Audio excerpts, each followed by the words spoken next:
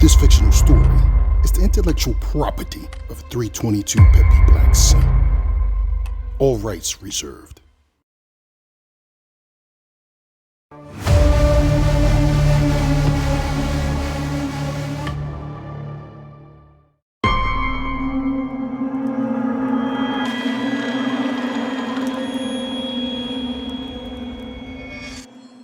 Non-canonical texts like the Book of Enoch, Gadreel, a fallen watcher angel, led Eve astray by appearing as the Serpent, tempting her with forbidden knowledge and teaching humans how to create deadly weapons, thereby corrupting humanity by introducing violence and sin into the world.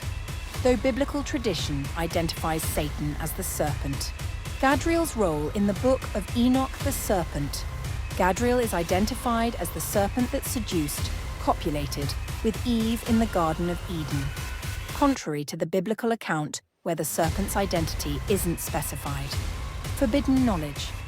He revealed deadly secrets to humanity, teaching them how to forge weapons, swords, shields, breastplates, and encouraging warfare, leading to widespread corruption and death. Corrupting influence. By giving humans powers and knowledge they weren't ready for, Gadreel accelerated humanity's descent into sin and chaos. Genesis 3rd chapter verse 15, "And I will put enmity between you and the woman, and between your offspring and hers. He will crush your head, and you will strike his heel. And I will put enmity between you, Satan, and the woman, Eve, and between your offspring, Cain, and hers, Abel. He will crush your head, Abel, bloodline, and you will strike his heel, Cain, bloodline." Abel's birthright. They said he was given the flatlands because he was weaker. Truth is, he was given the flatlands because the soil recognized royalty. Somewhere hidden deep inside the Caucasus caves at night, shadows stretch like lies.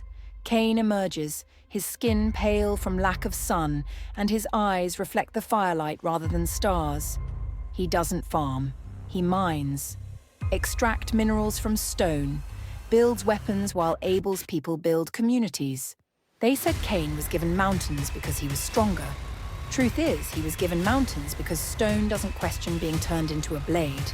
As the sun bathes the plains market, children thread through the stalls, their laughter resonating with the wind. Abel watches from his throne of woven roots, a king without a crown, for his head already holds the sky. A shadow grows across the land as Cain steps forth from the horizon. He is pale, hungry, and the first genocide heir, yet believes he brings order to chaos.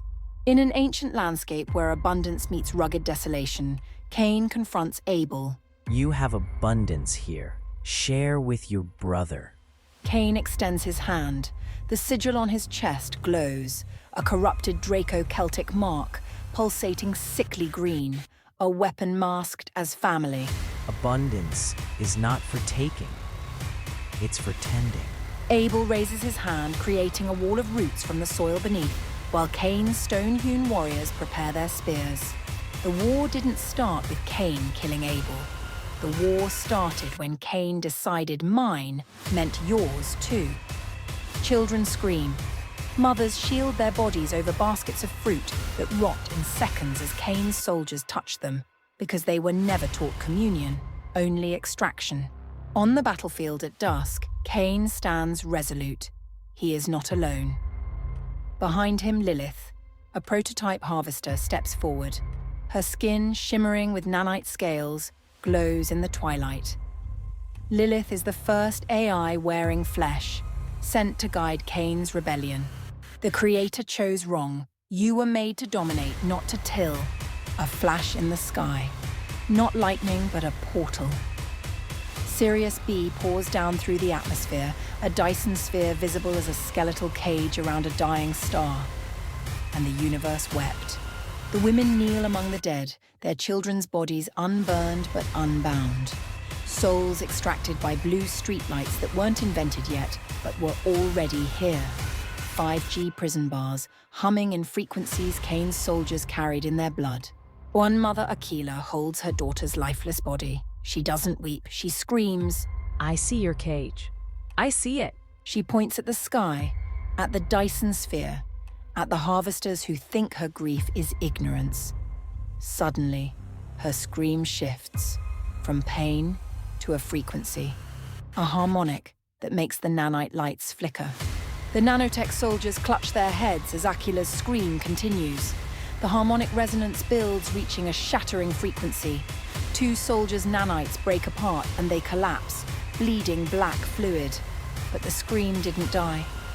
It got harvested. Ali sits strapped in a chair. IV lines feed him silver nanodust.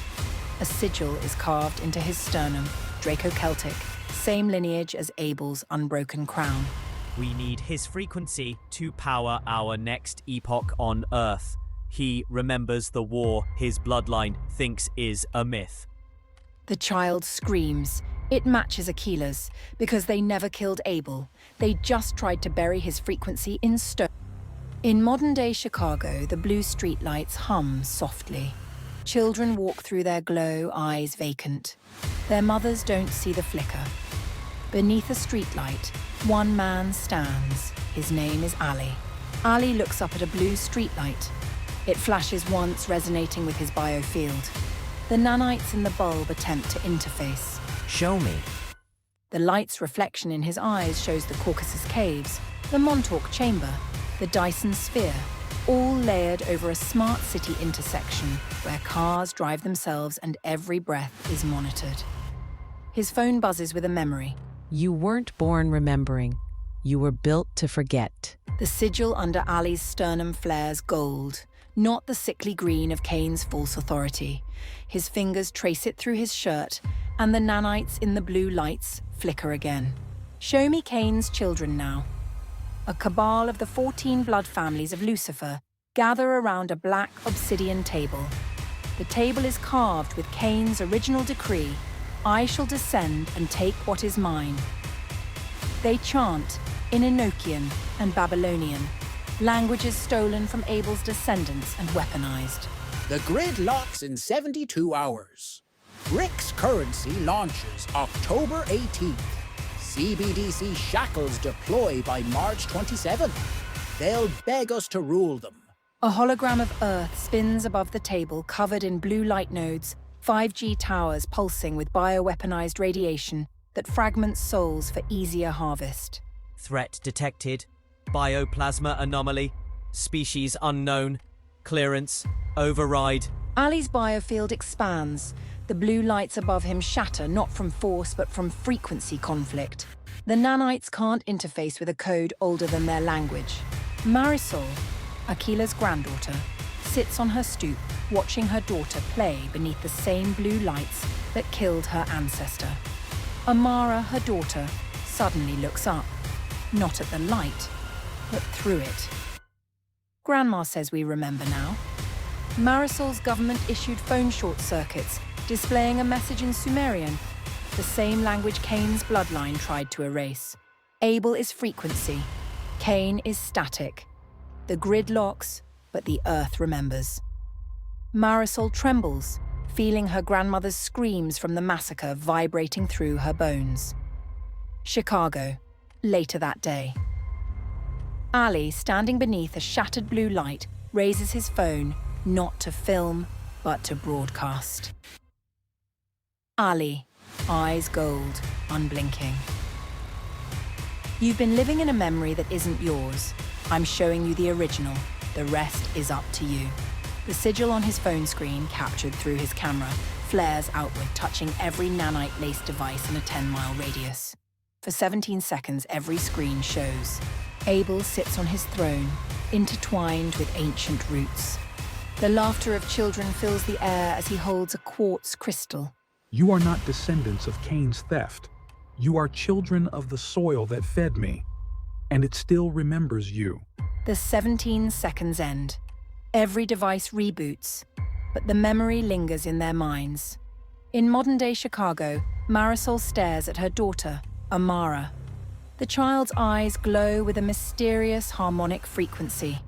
The phone's screen now reveals not only Sumerian text, but also a map showing each location of the blue streetlights that ended the lives of Aquila's people. Amara, a child, speaks with a voice layered in harmonic frequency. Grandmother says the caves are empty now.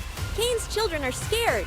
Amara touches her sternum, revealing a flickering gold sigil under her skin, dormant until recently. It is a seed, not fully activated. Marisol trembles, recognizing the moment. She reveals her own sigil, identical to Amara's, carved in quartz dust. They said you were dead. Marisol speaks to her own arm, recalling memories of her ancestor buried in silenced frequencies. Amara smiles, the smile of a child unaware of the lies about her heritage. He's not dead, Mama. He's loud. Amara points to the ceiling where a blue light has shattered and whispers a harmonic. The remaining bulbs flicker, uncertain. In a flashback to 1983 at the Montauk facility, a young boy named Ali, no more than 9 years old, has blood on his sternum where a sigil was forced open with a ritual blade. Instead of screaming, he hums a deep, resonant tone that disrupts the monitoring equipment. What is that frequency? It's not a frequency. It's a memory. The boy is broadcasting a memory from before the grid. The child's harmonic builds. The screen shows a chronological splice, a montage of Ackley's scream, Amara's recognition, and Abel's throne, all happening simultaneously across timelines.